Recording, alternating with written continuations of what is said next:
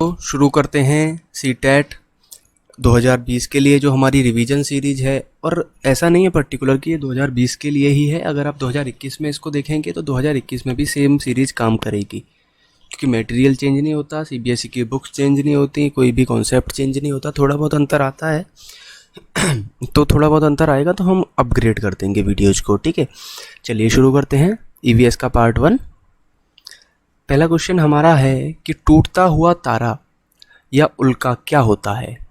4 option हमारे पास हैं। पहला ऑप्शन है एक समान गति से चलने वाला तारा, या एक चमकता हुआ पिंड जो वायुमंडल में एक समान गति से चलता है, या फिर एक तारा जिसके एक सिरे पर पूंछ होती है, या फिर एक उल्काब जो पृथ्वी के वायुमंडल में प्रवेश करते ही आग पकड़ लेता है। तो इनमें से आपको एक ऑप्शन चुनना है। और आपको बता देते हैं इस सीरीज़ की खासियत कि आपको 12 सेकंड का टाइम मिलेगा ईवीएस का क्वेश्चन सॉल्व करने के लिए।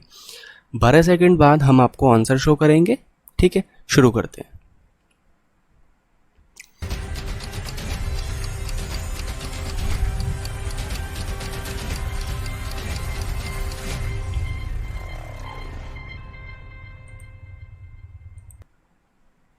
चलिए टाइम ओवर हो गया है, टाइम ओवर हो गया है आपका।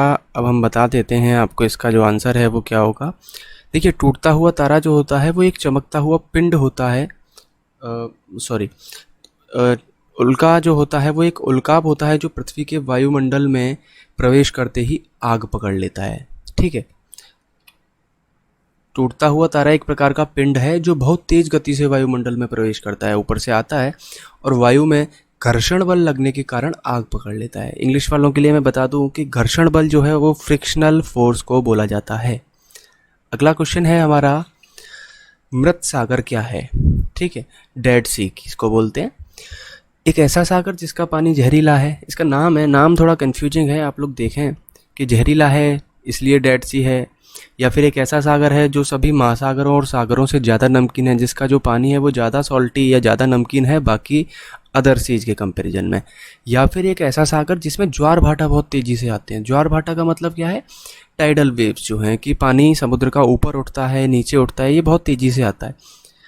या एक ऐसा सागर जिसमें जहाज चलाना खतरनाक होता है, ठीक है। तो इनमें से क्या ऑप्शन है आप लोग चुनें और सोच करके कमेंट भी कर सकते हैं अपना आंसर, ठीक। टाइम देते हैं हम आपका अब।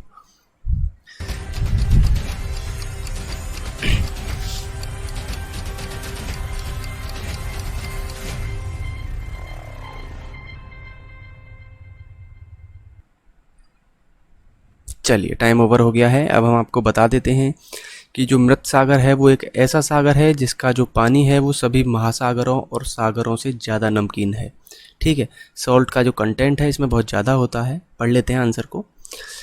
मृत सागर समूह तल से 400 मीटर नीचे है, ठीक है। इसे दुनिया का सबसे निचला बिंदु भी कह सकते हैं, और इसकी जो डेंसिटी है, इसका जो घनत्व है वो सबसे ज़्यादा है। इसलिए इसमें न तो कोई मछली जीवित बचती है ना कोई अन्य जीव। मृत सागर में प्रचुर मात्रा में खनिज पाए जाते हैं, और साधारण जल की तुलना में इसमें 20 गुना ज़्यादा ब्रोमीन, 50 गुना ज़्यादा मैग्नीशियम और 10 गुना ज़्यादा आयोडीन होता है। तो आप इसको पानी को पी नहीं सकते हो, ठीक है। और ना ही इसमें मछली भी नहीं तैर सकती, डेंसिटी इसकी बहुत ज़्यादा होती है इसलिए, ठीक। चलिए अगला क्वेश्चन देख लेते हैं। देखिए, ये जो क्वेश्चन है ये बहुत बार आता है एग्जाम में। ये एक खेती का टाइप है, आपको बताना है कि कौन सी खेती है।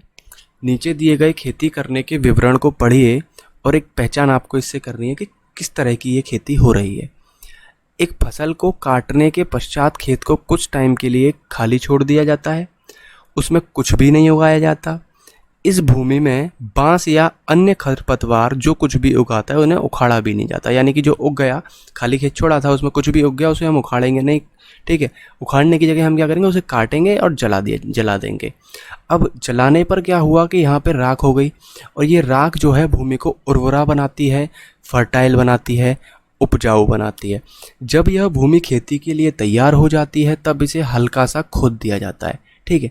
यानी कि उसमें खाद हो गया, अब खाद हो गया तो उसको थोड़ा सा खोद देंगे, भूमि को जोता नहीं जाता है और उस पर बीज छिड़क दिए जाते हैं।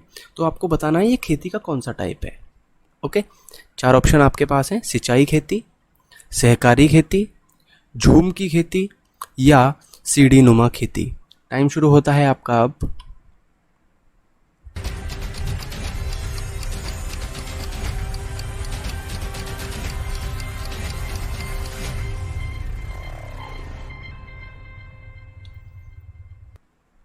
चलिए टाइम ओवर हो गया। अब हम आपको बता देते हैं इसका जो आंसर है वो है झूम की खेती। ठीक, अगला इसका जो आंसर है पढ़ लेते हैं। झूम की जो खेती है वो पूर्वी भारत में सबसे ज़्यादा प्रचलित है, अत्यधिक प्रचलित है। ऐसी कृषि को स्थानांतरित कृषि भी कहते हैं। स्थानांतरित कृषि यानी कि एक जगह से आप छोड़ करके दूसरी जगह चले जा रहे हैं। वास्तव में इस प्रकार की खेती जंगलों और झाड़ियों को साफ करके मैदान बनाते हैं इस खेती में हम, और उसके बाद खेती की जाती है, और उस जगह की उर्वरा शक्ति के समाप्त होने पर पुनः दूसरी जगह जंगलों को साफ करके खेती योग्य ज़मीन बनाते हैं। इसे ही झूम की खेती कहते हैं। देखो होता क्या है, जंगल में गए, वहाँ पे आपके पास खेत तो है नहीं, तो जंगल का एक हिस्सा पकड़ा और उसको थोड़ा सा जला करके वहाँ पे खेत बना लिया। अब जो हिस्सा जलाया था वो क्या करेगा, वो वहाँ पे राख बन जाएगा, राख से खाद बनेगी और खाद जो है वहाँ पड़ी रहेगी, और वो हमें उपजाऊ भूमि की उर्वरा शक्ति को बढ़ाएगी, और वहीं पर हम खेती करते हैं। ठीक है, अगला क्वेश्चन है, कोई किसान उर्वरकों और कीटनाशकों का अधिक उपयोग करके अपने खेतों में बार बार धान की फसल उगा रहा है। यानी कि एक किसान है, वो बार बार अपने खेत में धान की फसल उगा रहा है, उसे बहुत पसंद आ गया, धान उगाएंगे। ठीक, ऐसा करने से उसके खेतों की जो मृदा है, मिट्टी है, उसके बारे में 4 ऑप्शन हमें दिए गए, हमें बताना है कि कैसी हो जाएगी उसकी मिट्टी। चलिए 4 ऑप्शन है कि उसकी जो मिट्टी है खेत की, वो केवल धान की फसलों के लिए ही उपयोगी रहेगी, या जुताई के लिए उपयुक्त बन जाएगी, या बंजर हो जाएगी, या अन्य फसलों के लिए भी उपजाऊ बन जाएगी। ये बहुत बार आपने पढ़ा होगा, सुना होगा, बुजुर्गों से भी सुना होगा, तो हम इसका आपको टाइम देते हैं, आप बताइए कैसा क्या रहेगा।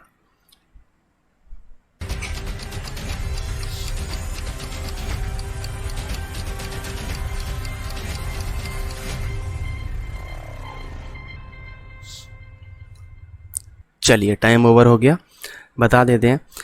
कोई भी फसल खेत में बार बार नहीं उगाई जाती है।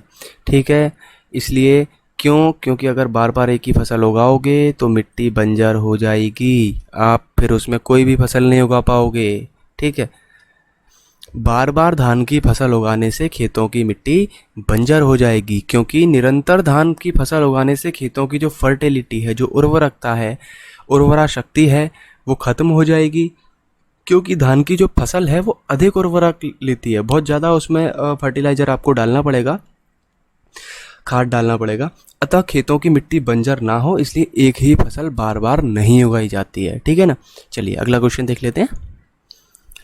हरित क्रांति का जनक, देखिए ये क्वेश्चन थोड़ा सा मिसप्रिंट हो गया है, मैं एडिट भी नहीं कर पाया। ये पूरा क्वेश्चन है, भारत में हरित क्रांति के जनक कौन है, क्योंकि अगर भारत की बात करोगे तो अलग होंगे, और वर्ल्ड की बात करोगे, दुनिया की बात करोगे तो अलग हो जाएंगे। ठीक है, तो ये है, भारत में हरित क्रांति का जनक किसे कहा जाता है, जी पॉल, नॉर्मन बोरलॉग, वान नील, या डॉक्टर मिशेल। ठीक है, आंसर दीजिए।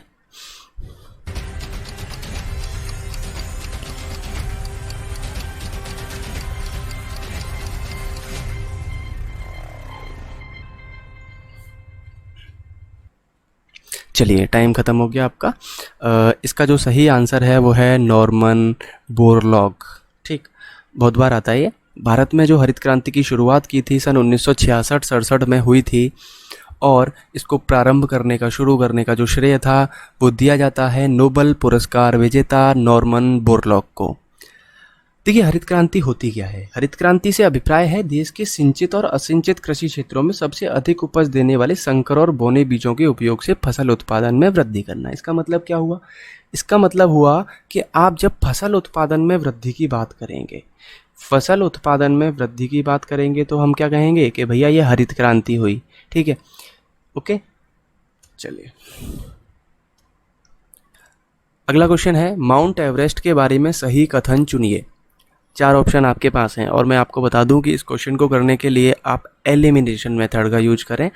एलिमिनेशन मेथड से आप देखते ही इसको सॉल्व कर सकते हैं। ठीक है, चलिए 4 ऑप्शन है कि माउंट एवरेस्ट नेपाल का भाग है और इसकी चोटी की ऊंचाई 8900 मीटर है, 8900 मीटर है। दूसरा ऑप्शन है भारत का भाग है, तीसरा ऑप्शन है तिब्बत का भाग है, और चौथा ऑप्शन है जम्मू कश्मीर का भाग है। देखिए आप इसमें कन्फ्यूजन होगा बी और डी में, भारत का भाग है और जम्मू कश्मीर का भाग है। ठीक है, अब इसको आप देखो तो भैया ये इन्होंने कन्फ्यूजन थोड़ा सा कर दिया, क्योंकि भारत के अंदर ही जम्मू कश्मीर है, तो दोनों ऑप्शन तो नहीं हो सकते, तो ये दोनों तो कट गए, एलिमिनेट कर दिया हमने इनको। अब आपको जो आंसर छांटना है तो आपको ए और सी, इन दोनों में से आप बताइए कि आंसर कौन सा होगा, क्योंकि ये तो नहीं हो सकता ना, क्योंकि भारत और जम्मू कश्मीर एक ही हो गया। ठीक, चलिए आपको आंसर बताना है, टाइम शुरू करते हैं आपका।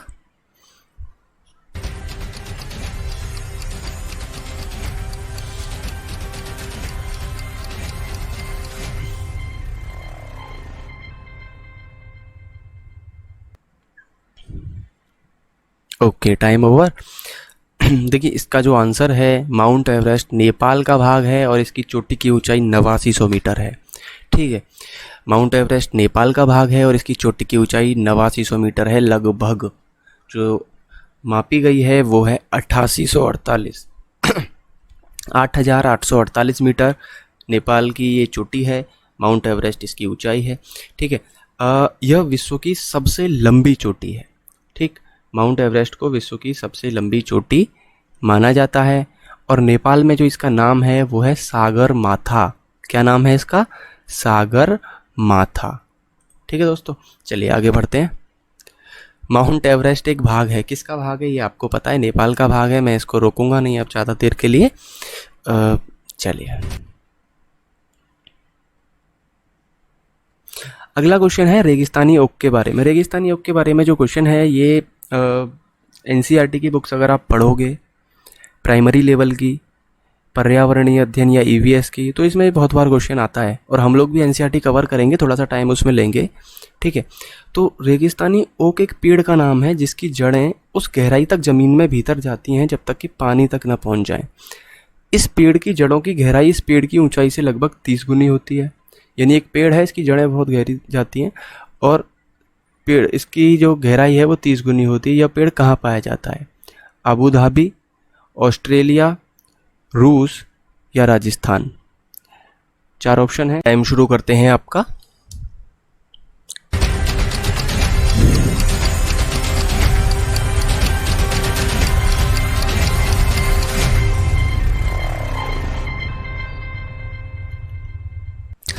समय समाप्त हुआ। चलिए आंसर देख लेते हैं, है ना। रेगिस्तानी ओक जो है वो ऑस्ट्रेलिया में पाया जाता है और इस पेड़ की जड़ें बहुत गहरी होती हैं, लेकिन इस पेड़ पर जो पत्तियां हैं बहुत कम होती हैं और तने में इसके में पानी जमा रहता है। जब इस क्षेत्र में पानी की कमी होती है तो यहाँ के निवासी इस पेड़ के तने के अंदर पतला पाइप डालते हैं और पानी निकाल करके उसका प्रयोग कर लेते हैं। ठीक है, अगला क्वेश्चन है रेगिस्तानी ओक के बारे में निम्नलिखित कथनों का अध्ययन कीजिए। ये सेम है लेकिन इसमें ऑप्शंस अलग हैं। पहला ऑप्शन है रेगिस्तानी ओक एक वृक्ष है जिसकी ऊंचाई हमारी कक्षा के कमरे के लगभग बराबर यानी 4 मीटर होती है। ये हमने पहले भी पढ़ा था, 4 मीटर के करीब इसकी ऊंचाई होती है। ठीक है, इस वृक्ष की एक सेकेंड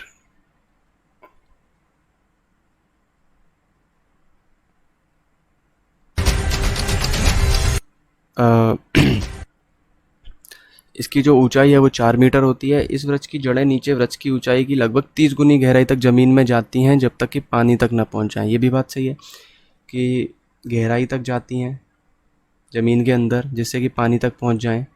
लगभग 30 गुना गहराई तक जाती हैं। ठीक है ना, पानी तक पहुंचना है उन्हें, तो ये 2 ऑप्शन तो सही हैं। इस वृक्ष के तने में पानी एकत्रित होता है। यह वृक्ष अबू धाबी में पाया जाता है। देखिए अब इसके तने में पानी एकत्रित होता है, ये बात भी सही है क्योंकि स्ट्रॉ डाल करके इसके तने में लोग पानी निकाल लेते हैं पीने के लिए। लेकिन अभी हमने पढ़ा था कि यह वृक्ष ऑस्ट्रेलिया में पाया जाता है, तो ये गलत हो जाएगा एलिमिनेशन मेथड से। ठीक है, तो इसका जो आंसर होगा वो होगा ए, बी और सी। टाइम मैं नहीं दूंगा इसमें क्योंकि ये क्वेश्चन एक बार हो चुका है। ठीक है, रेगिस्तानी ओक पेड़ है जो ऑस्ट्रेलिया में पाया जाता है। इसका वैज्ञानिक नाम जो भी है, ऊंचाई 4 मीटर के लगभग होती है और जड़ें नीचे 30 गुना गहराई तक, ऊंचाई जितनी भी होगी पेड़ की उसकी 30 गुना, समझ रहे हो, अगर 4 मीटर का पेड़ है तो 4 तिया 12, 120 गुना गहराई तक ज़मीन में जड़ें जा सकती हैं जब तक कि पानी तक ना पहुंच जाएं और इसके तने में पानी आ जाता है और लोग जो है तने को काट करके या तने में छेद करके या स्ट्रॉ लगा करके पानी को निकाल के पी लेते हैं। ठीक है, देखिए अब हमने क्या किया है, एक इस सीरीज में ही आप आज का सवाल इसमें दिया गया है, तो आप क्या करेंगे, आपको इस क्वेश्चन का आंसर कमेंट बॉक्स में देना है। कहाँ देना है इस क्वेश्चन का आंसर? इस क्वेश्चन का आंसर आपको देना है कमेंट बॉक्स में। ठीक है, कमेंट बॉक्स में आप आंसर दोगे एक सेकेंड, लैपटॉप की चार्जिंग ख़त्म हो गई है। ठीक है,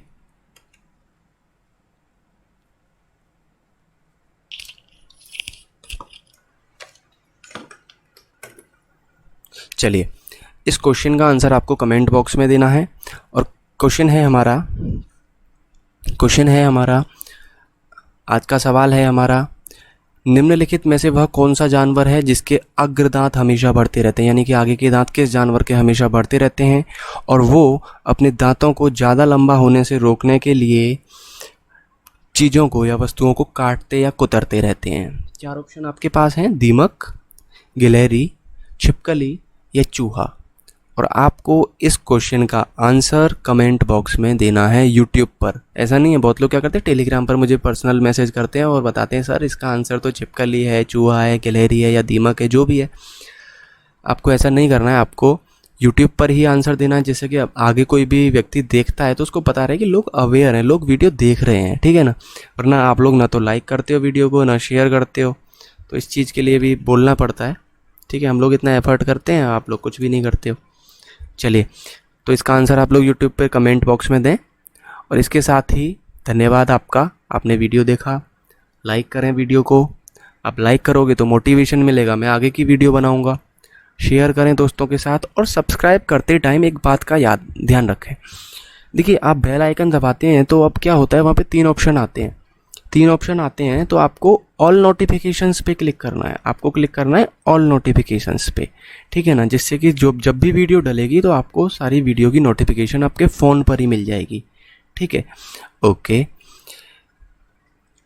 इसके अलावा आप हमें व्हाट्सएप पर, यूट्यूब पर, फेसबुक, इंस्टाग्राम पर भी फॉलो कर सकते हैं। कोई परेशानी, क्वेरी है तो व्हाट्सएप पर मैसेज कर दें, नंबर आपको दिया हुआ है, स्क्रीन पर आ रहा है।